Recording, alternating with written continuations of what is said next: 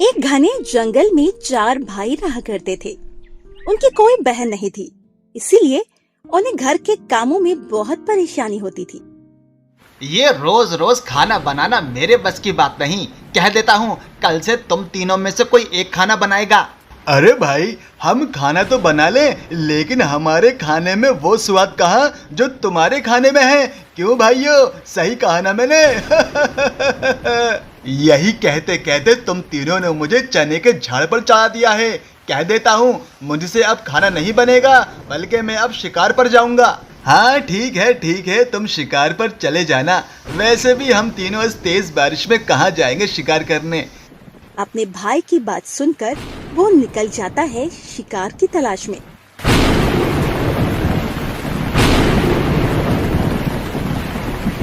काफी देर ढूंढने के बाद भी जब उसे शिकार नहीं मिलता तो वो एक जगह बैठ जाता है।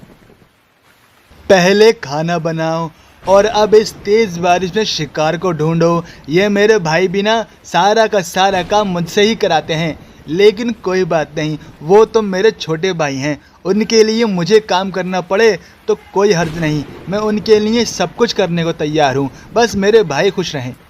वो ये कह ही रहा था कि उसे भीगती हुई चिड़िया दिखती है।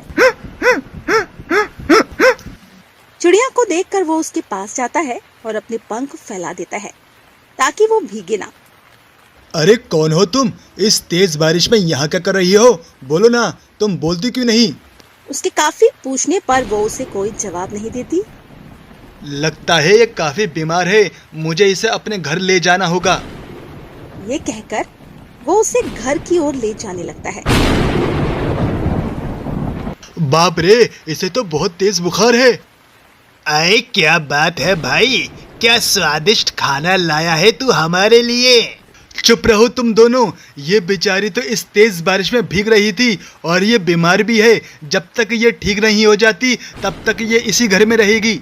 अरे भाई, तुम्हारा दिमाग खराब तो नहीं हो गया? इस घर में तो हमारे लिए ही जगह कम पड़ती है, तो फिर हम इसे कहाँ रखेंगे? बस अब चुप हो जाओ तुम लोग।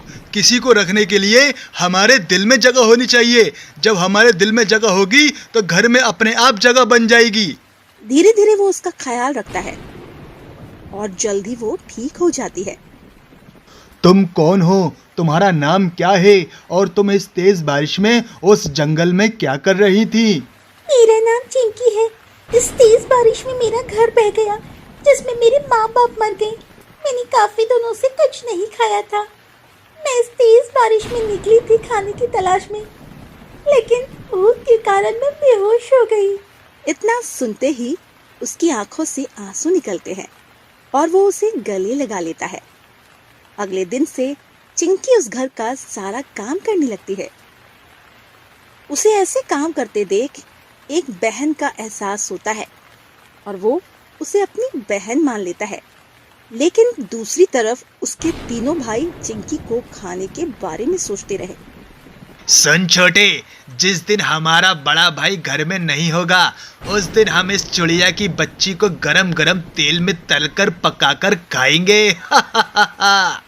धीरे धीरे समय बीतता है और एक शिकारी उस जंगल में आ जाता है। मैंने सुना है इस घने जंगल में चील और बाज रहते हैं। आज मैं 10-12 का शिकार कर कर ही जाऊंगा।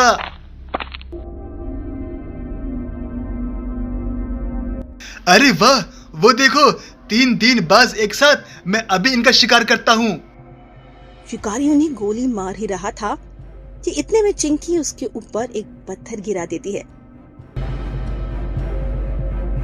जिससे उसका निशाना चूक जाता है। गोली की आवाज सुनकर वो सब चौकन्ने हो जाते हैं और शिकारी के ऊपर झपट जाते हैं। ऊपर ले जाकर वो शिकारी को नीचे छोड़ देते हैं, जिससे शिकारी की मौत हो जाती है। चिंकी, हमें माफ कर दो। अगर आज तुम ना होती तो पता नहीं हमारा क्या होता। हाँ चिंकी, छोटू सही कह रहा है। तुम्हारी ही वजह से हमारी जान बच पाई। आज से तुम हमारी बहन हो।